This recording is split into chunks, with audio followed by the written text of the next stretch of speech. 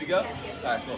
What's up, you guys? So today I'm going to give you some tips and pointers on the leg press, because even though it's a straightforward machine, there's a lot of critical tips that we need to take into consideration to make sure that we get all of our musculature involved, keep our back feeling good, etc. So here's a couple things that we want to kind of think about when we set ourselves up for the leg press. So first thing is our foot position, because if our feet are set too low, that makes ourselves too quad dominant and we'll put a little too much stress on the knees.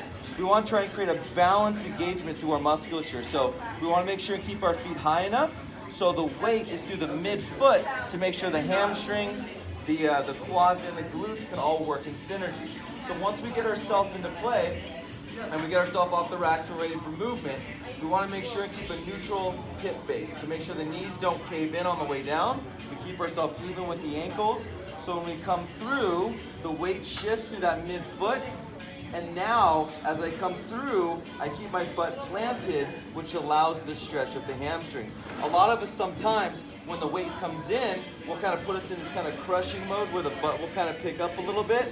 And that's the lower back taking the stretch over the hamstrings, keeping these very inactive. So the three tips combined is midfoot, neutral hips, butt back against the pad to make sure those hamstrings can get a deep stretch and we can push through all the way.